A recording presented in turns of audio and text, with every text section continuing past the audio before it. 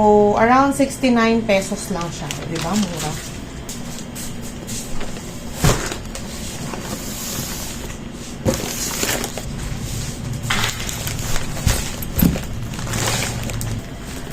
So, dahil nga may dali na dito sa tapat ng bahay namin, sobrang dali na namin makabili ng mga murang items from Dolly.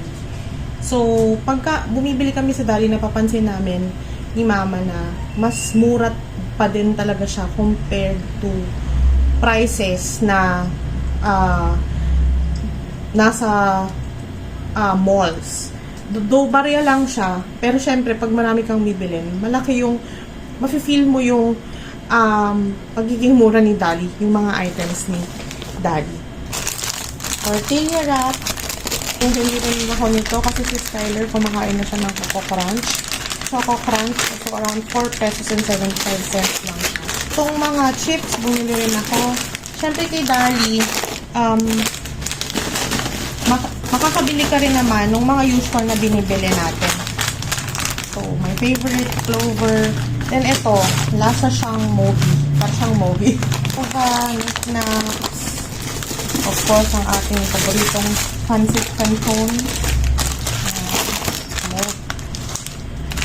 Clover. Kasi, syempre, alam nyo naman sa Dolly, di ba, kanya-kanyang balot. So, ako, pag bumibili ako, diretso, ano lang, bagsak lang ng bagsak. Spaghetti set. Yan. Pesca. Maple syrup. Bumili rin tayo. So, ito yung nakita kong item doon na hindi ko masyado nakikita sa mga mall. Sa mga grocery. Sa malls, no? So, frozen strawberry. So, around 69 pesos lang siya. Diba? Mura.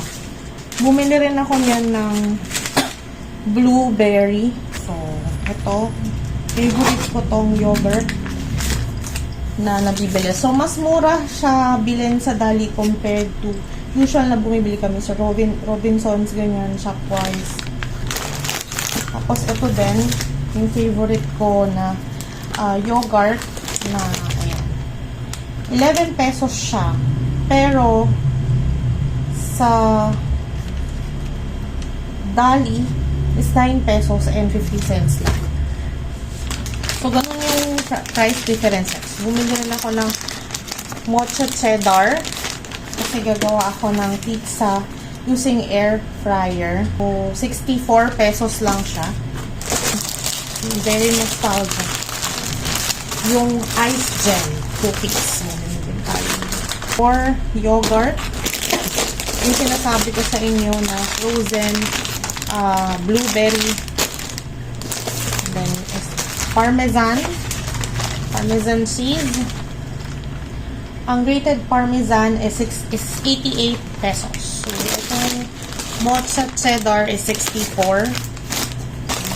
Ito, ulit, yung pancake na nagustuhan ni Skyler, pancake cupcake mix. Tapos more Coco Crunch. Mga chocolates na. Meron ako mga chocolates si Daddy na nagustuhan ko. Ayan. Yung mga milk chocolates. Ito itatry natin. Okay. May Emborg din sila doon. Full cream. Itatry ko siya. Usually, skim milk yung gamit ko for my overnight oats. Pero itatry natin yung Emborg. Wala lang. Gusto ko lang siya. Itong eggheads na milk chocolates. 22 pesos each. Okay. This is what I love about Dolly talaga. Itong Keigo kimchi nila. Ito talaga yung madalas kong binibili even before. 50 pesos lang. 50 pesos. Titingnan ko pa yung presyo kasi dito sa kabisado. Tapos, ito, masarap din to. Itong karaage na crispy chicken nila. Ang sarap nito, guys. Master siya.